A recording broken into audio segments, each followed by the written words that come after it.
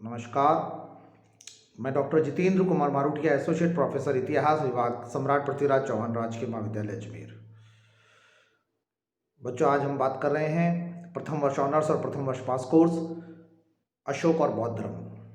और इसी क्रम में जैसा कि मैंने पिछले अध्याय में पहला पढ़ाया था कि कलिंग युद्ध हुआ और कलिंग के बाद में अशोक ने भीषण रक्तपात से दूर हटकर एक धर्म विजय को अपना लिया और कहते हैं कि उपगुप्त नाम के उन्होंने हुआ। दिव्यदान और महादान ग्रंथ भी इस बात को बताते हैं।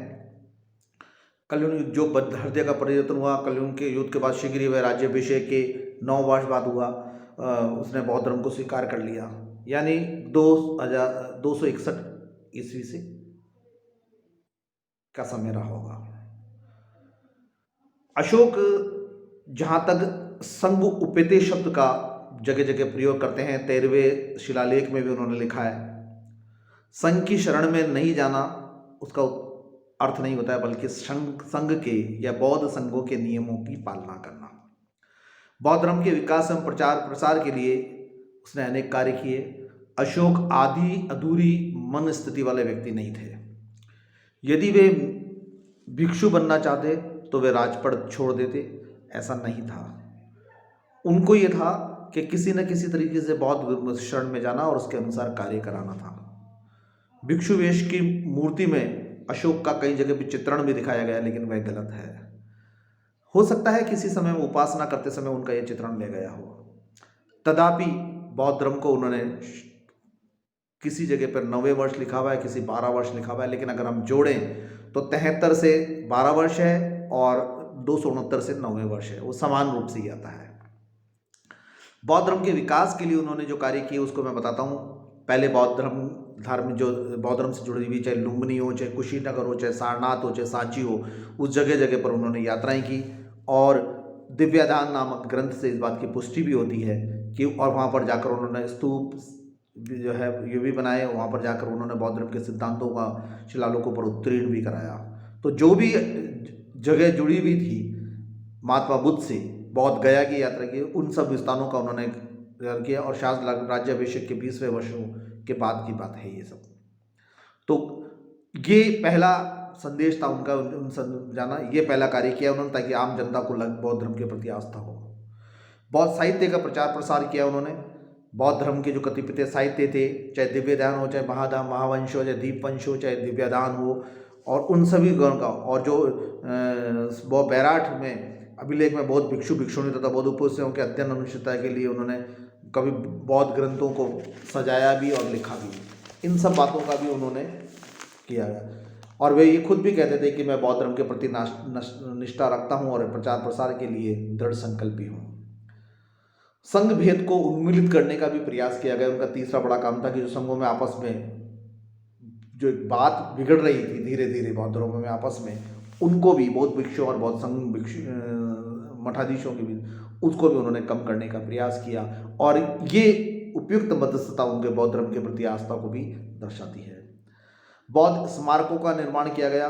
सांची, सारनाथ, इस जगह पे हम देखते हैं, और कई जगह पर उनके लघु स्तंभलेख और स्तंभलेख जिनमें हेनसांग ने भी श्रीनगर में अशोक द्वारा निर्मित 4 स्तूप को देखा और उन्होंने वर्णन भी किया गया है। पर्वत शिलाओं पर भी उनके उल्लेख आते हैं। अशोक ने कि रूमंदी अभिलेख जो गया में पत्थर की विशाल दीप्ति बनाई गई है, उस पर भी ये उल्लेख आता है। तो ये राजतंगनी में भी कहा गया है कि अशोक ने श्रीनगर में बहुसंख्यक स्तूपों तथा विहारों का निर्माण कराया था। जो कल्हण की राजतंगनी में भी ये बताती है। तो इस प्रकार बौद्ध स्मारकों का निर्माण करके उन्होंने बहुत सिद्धांतों को चिरस्थायी करने का प्रयास किया, और ये भी एक प्रयास था। बौद्ध धर्म के प्रति वे उदार और दानशीलता रखी। प्रचुर मात्रा में धन दिया गया।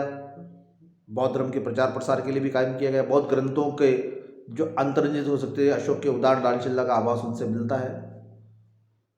बौद्ध लेखक तारानाथ ने भी लिखा है कि अशोक ने विपुल मात्रा में धन संपदा दी थी। फाहियान ने भी पाटलिपुत्र में उसका देखे गए स्तंभलेख के संदर्भ में बौद्ध धर्म के लिए अशोक के दिए गए प्रचुर धन मात्रा के बारे में बताया है। तृतीय बौद्ध संगीति का आयोजन जिस समय बौद्ध उत्थान में विकास के लिए अशोक द्वारा किया गया, मोगलीपुत्र तिस ने जिस तरीके से वहाँ पर बौद्ध संप्रदायों में मतभेदों को दूर करने के लिए प्रयास किया गया तृतीय बौद्ध संगली में। इसके लिए मौगलीपुत्र 1000 परम विद्वान भिक्षुओं को चुन लिया और इन भिक्षुओं की सहायता से मध्यस्थता के मार्ग अपनाया। अंत में मौगलीपुत्र द्वारा संग्रहित पुस्तक कथा बंधु भी इसी समय प्रकाशित हुई। तो सबसे बड़ी जो है तृतीय बौद्ध संगति जो प्रथम वर्ष अजातशत्रु के में और दूसरी कालाशोक के में हुई, तृतीय बौद्ध संगति अशोक के समय हुई, चौथी राजा कनिष्क के समय कश्मीर के कुंडलवन में हुई।